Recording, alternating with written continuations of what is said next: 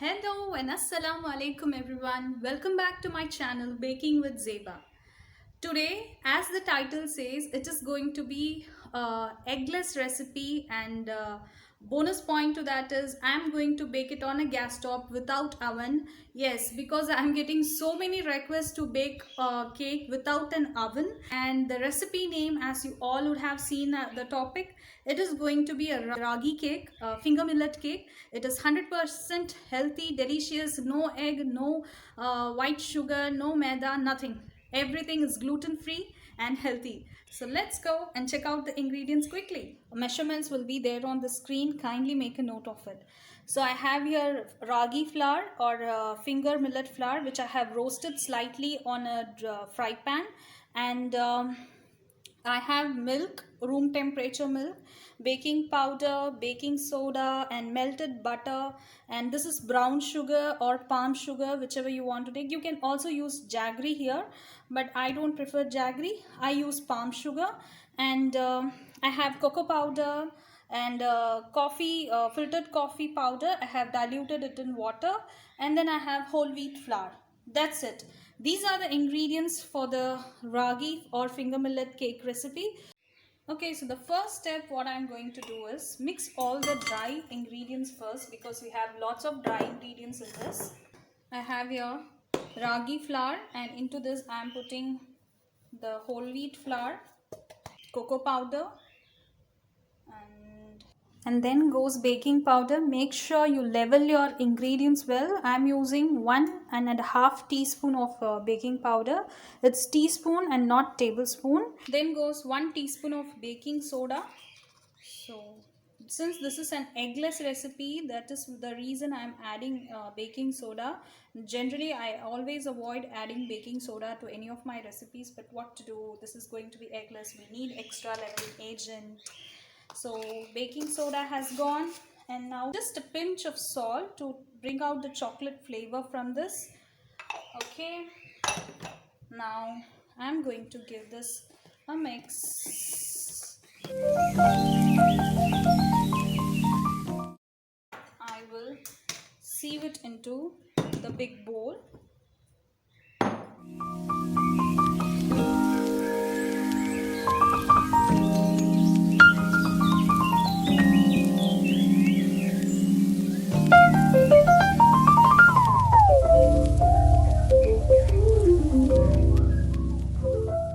Now we will mix all our wet ingredients into this. In go butter, which I have melted. This is 3/4 cup of butter.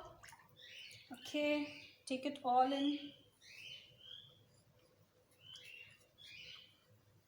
Next goes the sugar, again 3/4 cup of sugar, and whisk this really well.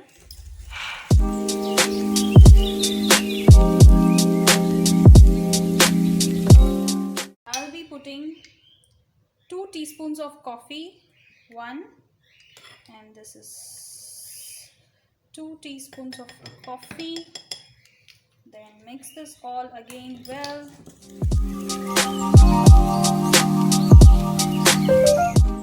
We will now put the whole 2 cups of milk into this batter.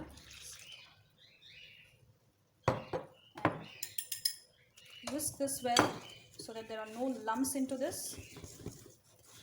We don't want any lumps there. And I'm really sorry for the background voices, because that is my cocktail bird, which is my pet, and it wants to be with me every time when I'm doing something. That is why he is shouting like mad, because he is curious to know what I am doing here. And in goes the butter and the sugar mixture. And give this a mix.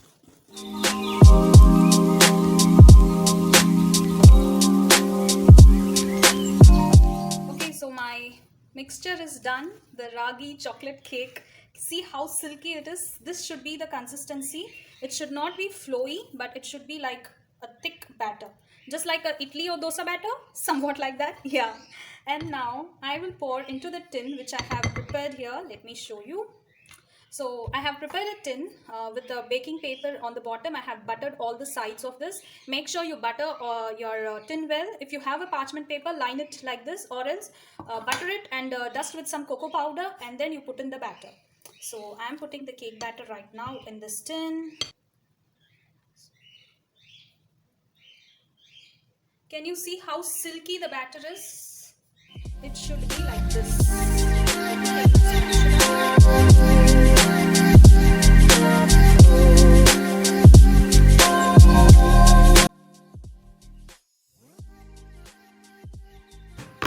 Make sure to tap your batter so that all the air bubbles comes out.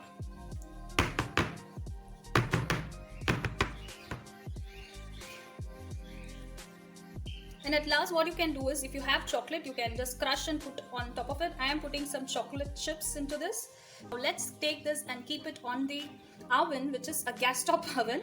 Let's go quickly to the kitchen. Okay, so I have prepared my oven here, which is this.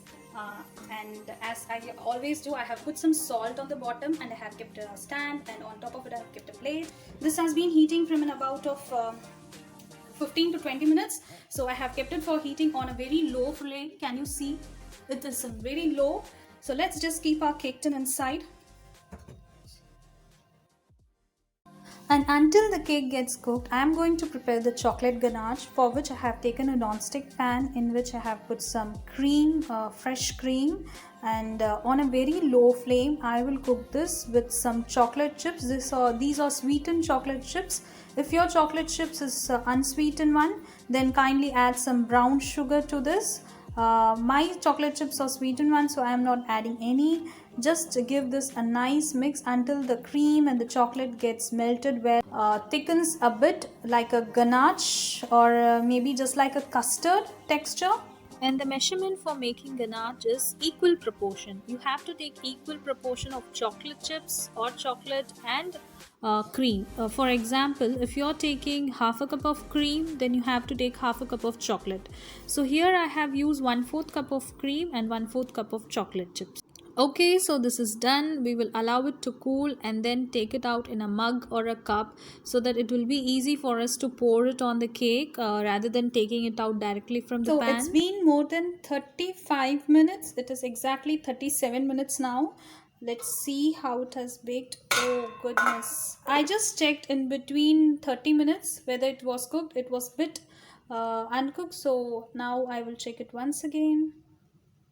And yup, it's perfectly baked and ready.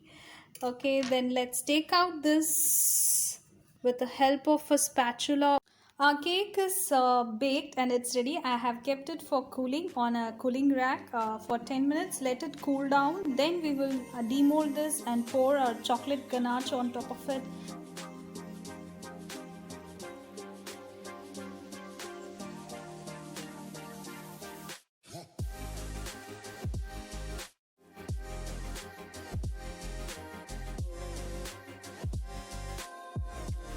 Okay, this is how our Ragi chocolate cake looks like after preparing with ganache, and trust me, it is really tasty, healthy and delicious. Go ahead and try this recipe and let me know how did it turn out. Until then, this is me Zeba signing off, and happy baking.